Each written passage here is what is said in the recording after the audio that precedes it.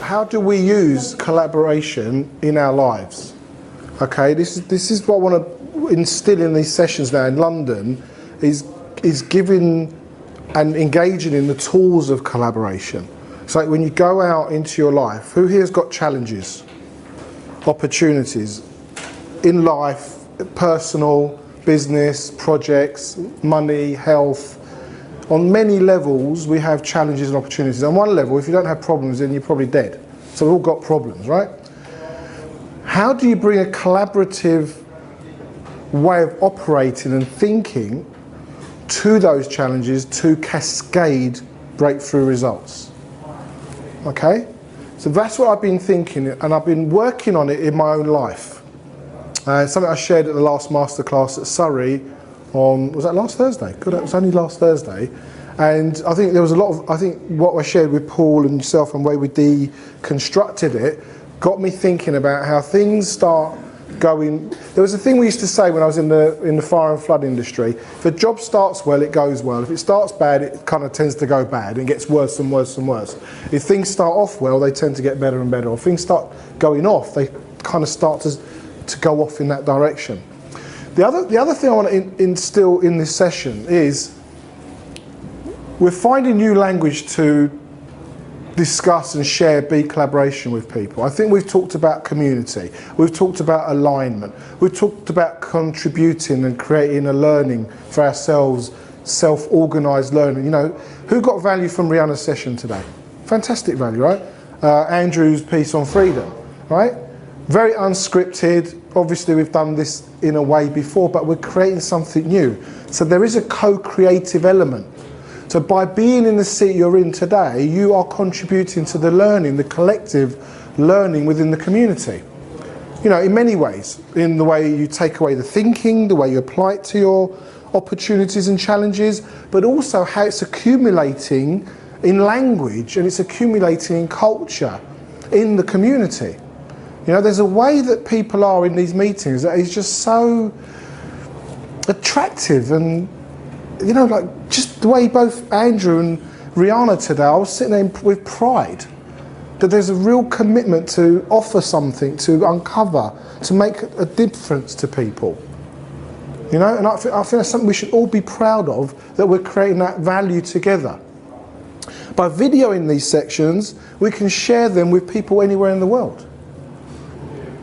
You know, there's people that are probably, you know, if I look at how many views we've had on our YouTube channels, we've had thousands of views.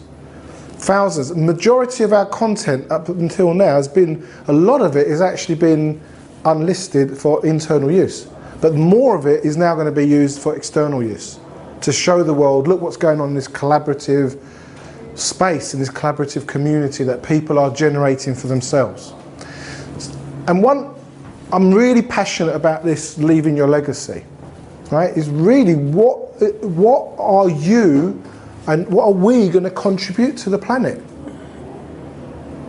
If I'm going to distill down collaboration, for me, that's what it is.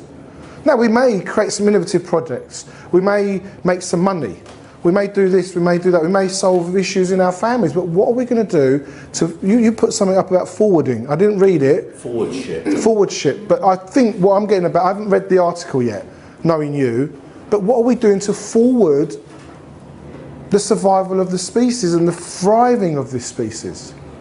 And that sounds very broad for a lot of people, but when I say the species, it could be the people in your family. They are part of the species, even in Terry's household.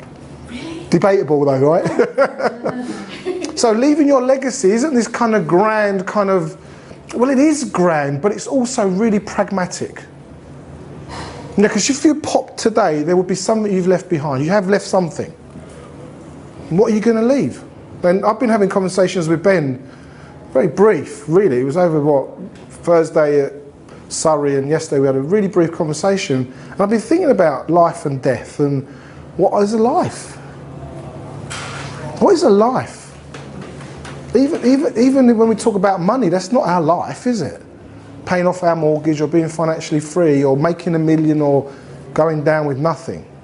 How many people here that had very poor parents? Some of you maybe had wealthy parents. What did they leave? You want to make a difference?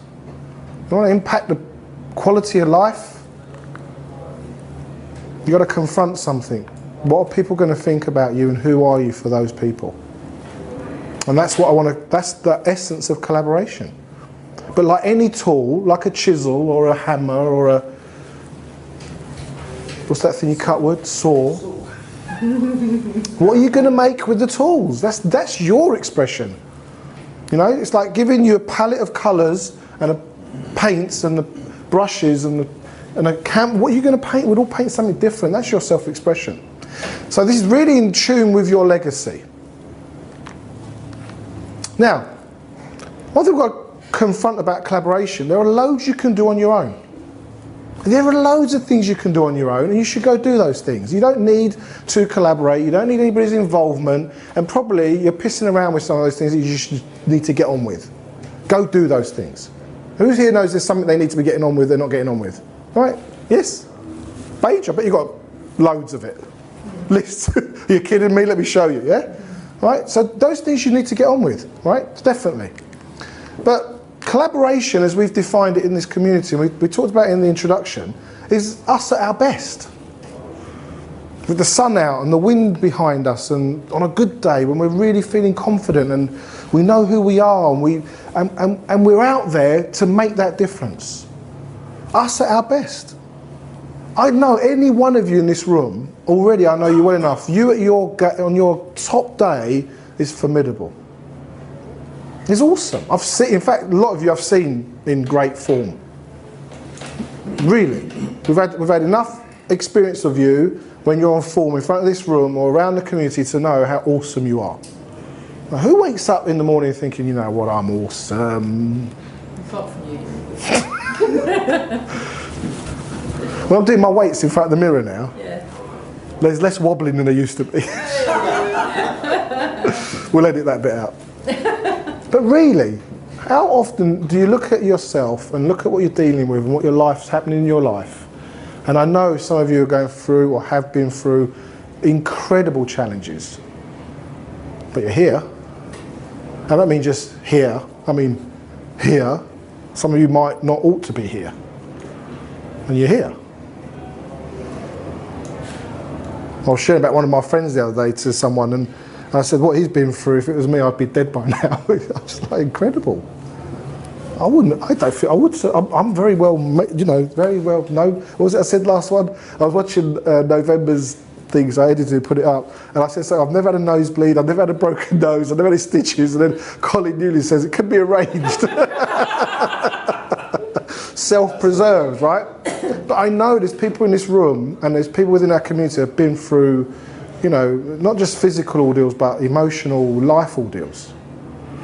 You know, so you at your best, that's my invitation, you on your top form.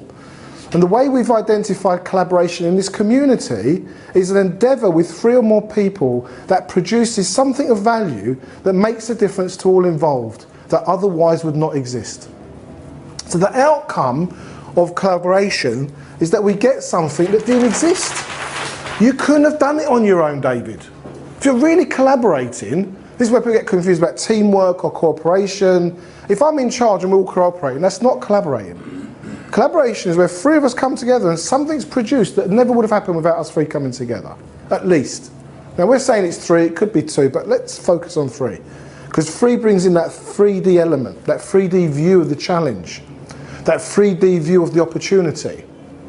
And this idea of coming out of something of value that makes a difference for everyone involved, that means a positive, affirming difference.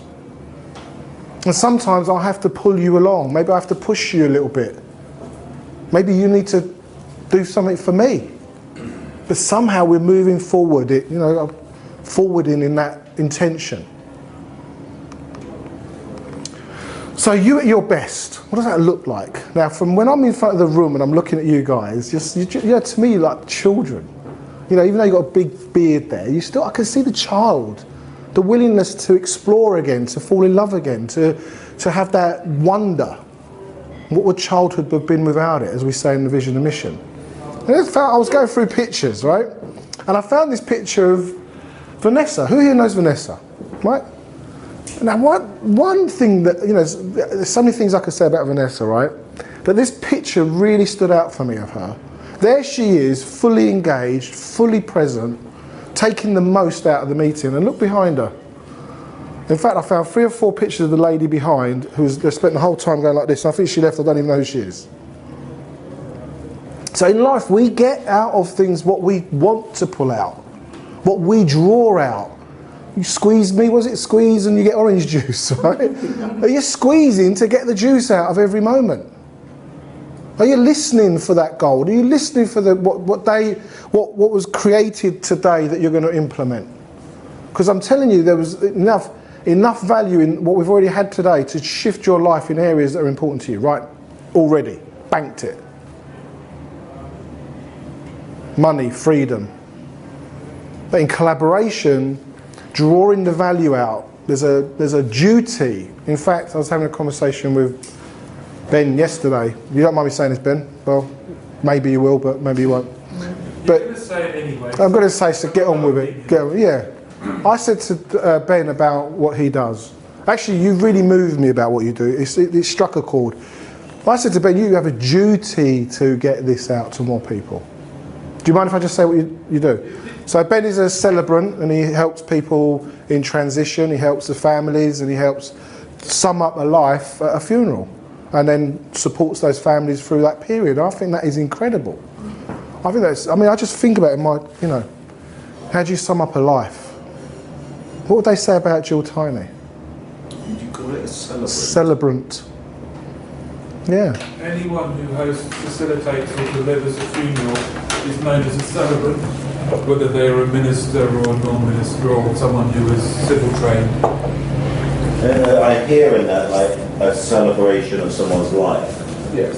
Although not every funeral is a celebration of someone's life. No, if somebody's died very young, for instance, or in tragic circumstances. Or the way in which the service is put together, like in telling stories you don't want to hear. We do that. Maybe we do. Well, we do now. Right. So my challenge to you, as my challenge to Ben was yesterday in our conversation, is actually, in fact, part of my marketing for Be Inspired a while back was it's your duty to identify and live from your genius. It's your duty to not only identify your genius, but to deliver it where it's going to make the difference. If your talent, your genius, your wonder, your way of looking at the world, your unique perspective impacts lives positively, it's your duty. Not like a duty like you've got a choice kind of duty. I'm not being all transformational. I'm saying you better get that out because this planet needs it. Level. That's what I'm talking about. Can I add something to that? Please. There's a perspective that says you would not have been given that talent, those skills, if the world didn't need it. Bingo. So for you, who are you not to shine? We know the rhetoric around this, right? But who are you not to? Marianne Williams. Yeah. Who are you not to shine? You playing small doesn't serve anybody. You know, and I think sometimes when we borrowed that money and did that personal development course and ended up with £5,000 debt, you know, go pay the debt off because you've earned the right to pay it off now. Yeah. And if that wasn't the course, go do the next one. Read the book, keep going. Hello, Paul. You know?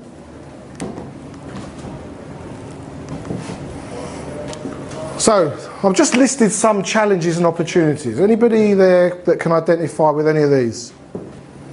That are important to them right now, that they see that their talent or their genius or what they can offer, where it can make a difference.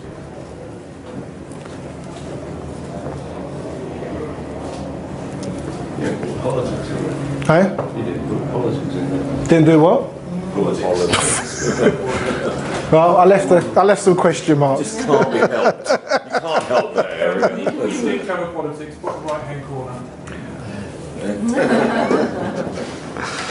Yeah, can we actually help the species? I don't know. Who here is clearly involved with any one of those areas or are clearly involved in something? Loads of them. Yeah. So I want to talk about how we make an exponential, I've called it a cascade.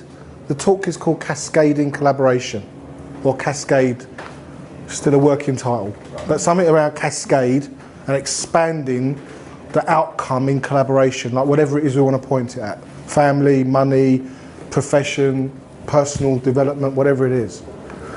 And I'm not talking minor improvement, I'm talking, you know, you said something about money this year for you, yeah? I'm having a similar conversation, Beiju.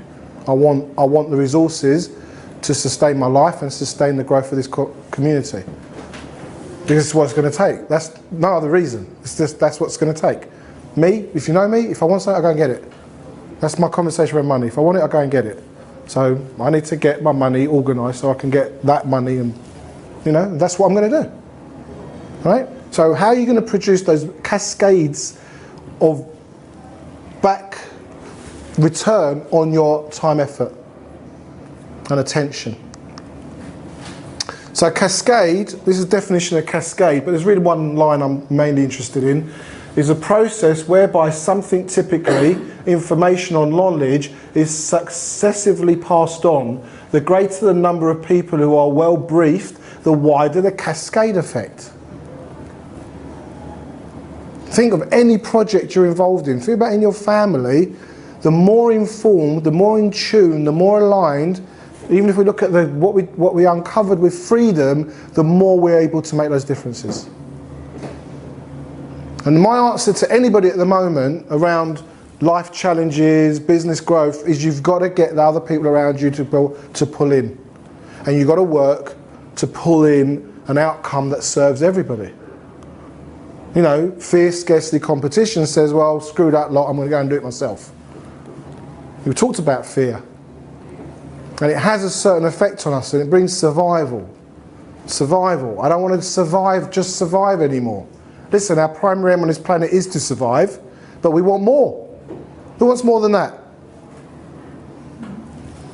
That's why you're here, right? One of the reasons, I would have said.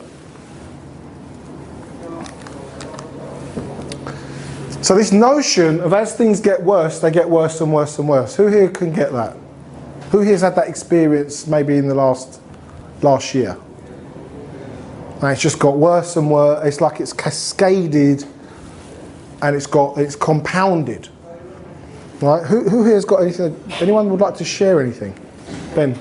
No? Or you just... I put my hand up before you finish the sentence. Yeah, sorry. You don't have to share, but I want to get I want to kind of pinpoint how you've seen an area of your life just suddenly just keep getting, that goes into free flow.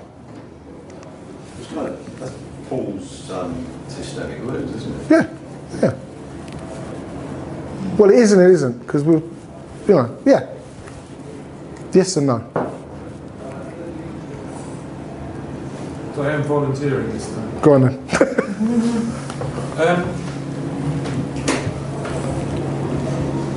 Framing it. So I've always had two sides to my nature. One side that knows an answer and another side that's completely muddled. Completely muddled has managed to maintain most of the circumstance for most of my life. And different times of extreme pain have pointed towards dealing with that, and I've avoided doing that. Circumstances back in October meant that I needed to face that, and I began to. And it was very dark. The result of that is I am not the same as I was because I broke through various different bits, which includes the thing of I'm used to working on my own, but I work well as part of a collaborative team on a part-time basis.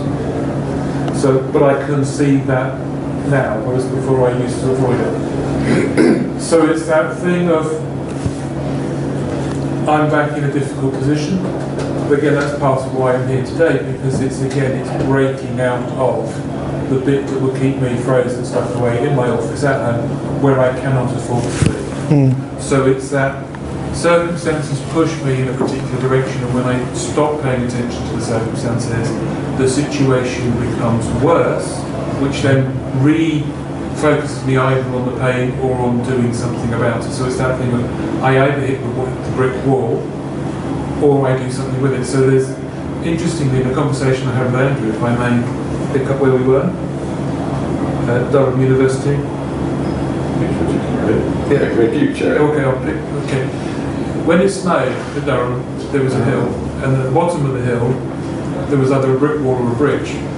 A brick wall or a bridge? Brick wall or a bridge, depending on where you ended up. So you start at the top of the slope on a dining tray, hoping you go halfway across the bridge, but often if you do it right, you hit the brick wall. And that's actually a metaphor for some of what goes on in my world, and it could be a metaphor for what you've got up there. I will be going down, helter-skelter down a hill. Somehow or other I've always managed to just about miss the brick wall, but I've often been in that position of the white knuckle right, but I have denied it and just felt the pain. But what has happened as a result of that, acknowledging that, I can now say, yes, it's horrible, but I can now see the consequences, and therefore I've got a better place from which to be able to start the recovery and the reversal of what's happened. Thank you for sharing that, Ben. You can sympathise with that, or you can kind of internalise that for yourselves, right? What about when we're in these cascades and we're heading down? Because cascade, actually, one definition is water falling. But when we're in these cascades, it kind of just seems to be getting worse and worse and worse. What about the impact on the people around us? What about the impact on the people around you? It's been terribly uncomfortable, to go use the understatement. Yeah. It's been very difficult in my personal relationship. And who would that be? Would that be your family, your friend? My other half and my main supporter, which would be my dad. Yeah. It's been very difficult. Yeah. Of course, I mean, it was both my parents and my mum were still alive because they could see what I couldn't see. They could see that I was troubled, but I couldn't see it because I couldn't see it. It's like I didn't know that I didn't know. Yes. Yes, exactly. I'm someone who's actually pretty self-aware, and I mean, I'm quite good with working with other people, but I was blind to my own blind spot. Well, that's exactly it, isn't it? And we're all blind to our own blind spot. And who's going to look out for your blind spot other than your community, the people around you? You know, in this community, what I've experienced this last year for me, which I hadn't experienced really until June, July last year, as some of you will know, in my own version of that, was the community conversation for me to pull through it. Even if it was a tap on the shoulder and you're all right, mate. Or I think someone sent me Jerry sent me an email on probably about the worst point. It was what I've defined as the turning point. Was he sent me an email and he said, well, you made a difference to me. You know, the starfish. And it just made me like, okay, I can turn from here. And it was loads of taps forward, all different people at different points in this community. In collaboration, looking out for each other. There are people in this room going through some huge challenges, are well on that roller coaster. We have a duty to look out for each other. We're here.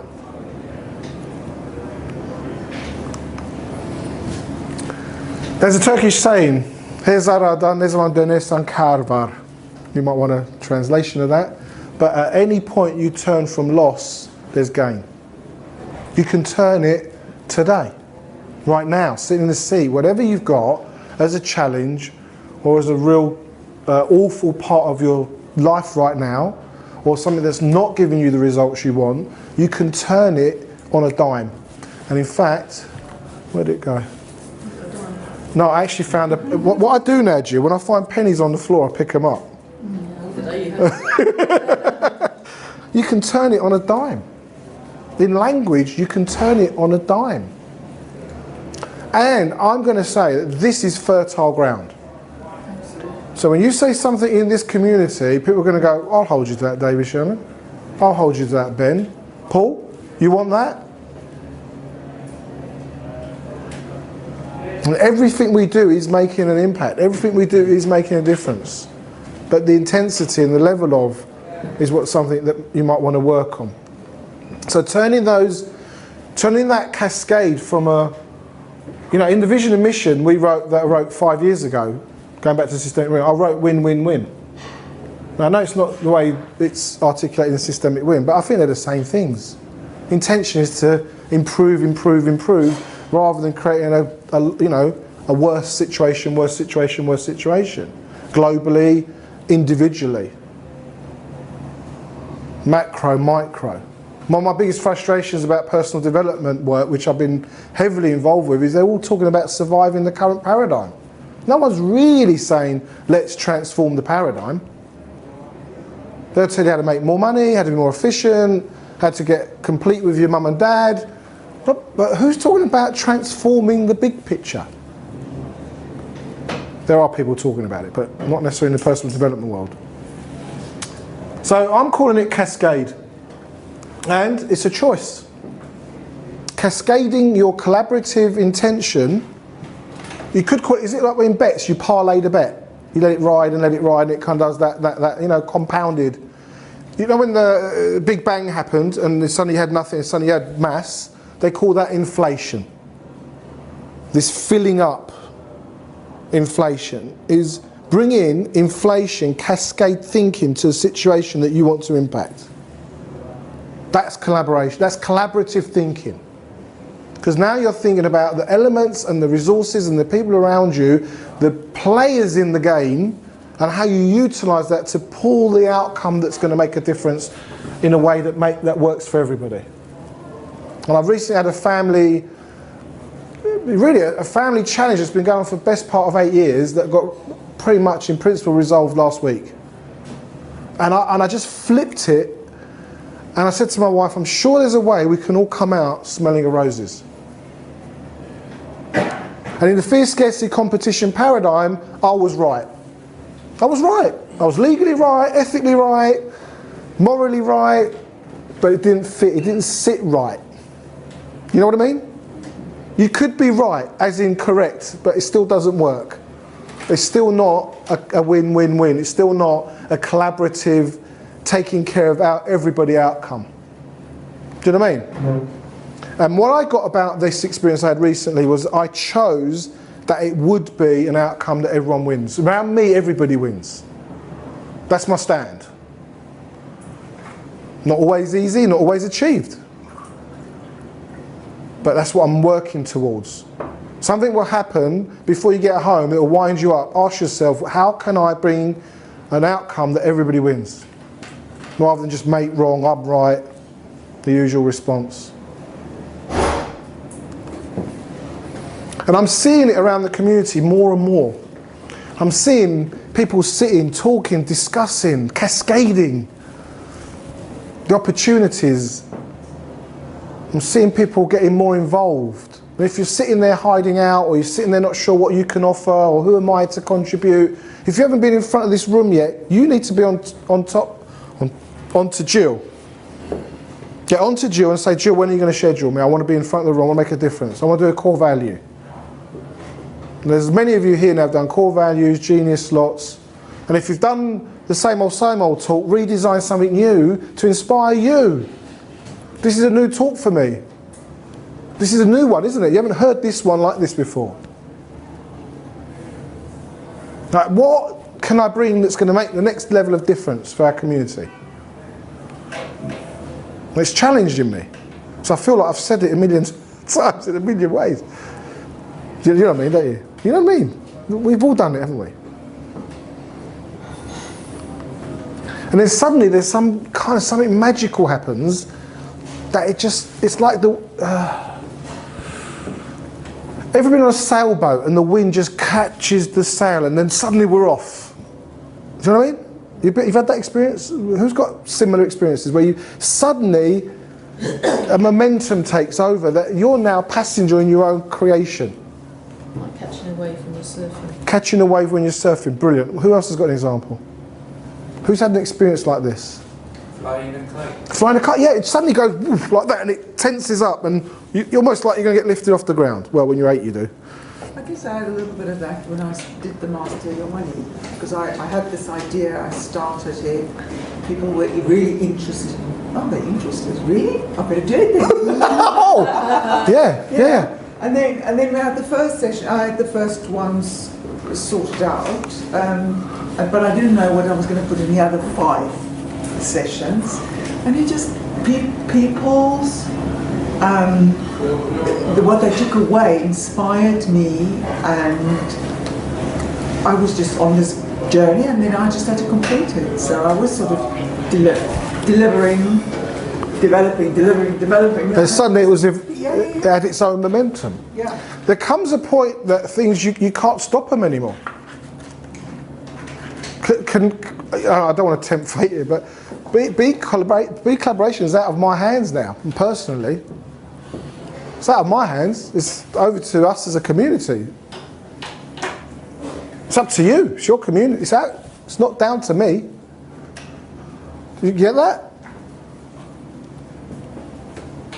People who find out about the community and join in, I don't even know who they are.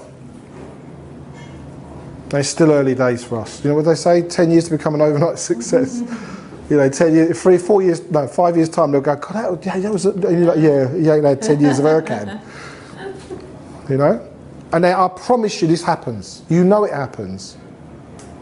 I'm inviting you to be that it is that what happens. There's friction, frustration, and suddenly boom. You know, I asked David earlier on what's after the wall. When you get up to that wall and you look over, there's freedom and inside. I said, no, there's just loads more walls, right? Because the next breakthrough becomes your past. You know, that breakthrough becomes your past. Banked. Who here dines out on breakthroughs they had 4 years ago? But you don't even think about them anymore. No, because you already look at the next breakthrough. It's just the nature of it, I guess. But I'm promising you, in collaboration, this happens. This cascade, this whirl of attention starts to create a momentum.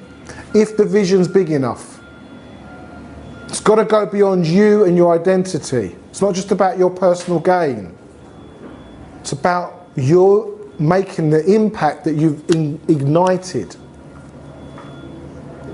It's calling on who are you for yourself and the world. This is what collaboration's about. Practice with what you're dealing with now, but go bigger and bigger. So my invitation, use collaboration to help you achieve more than you ever thought possible. For you. So you can look at your results and go, I'm chuffed. I'm chuffed. You know what I'm chuffed about? Every big collaboration meeting I've ever been to, I walk away going, wow, that was incredible. Usually the ones I weren't in front of the room. Not always. But you know what I mean?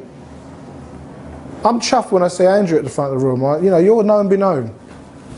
I loved it. I loved it. It is a milestone in my life, Terry, to see you in front of the room venturing out in our community.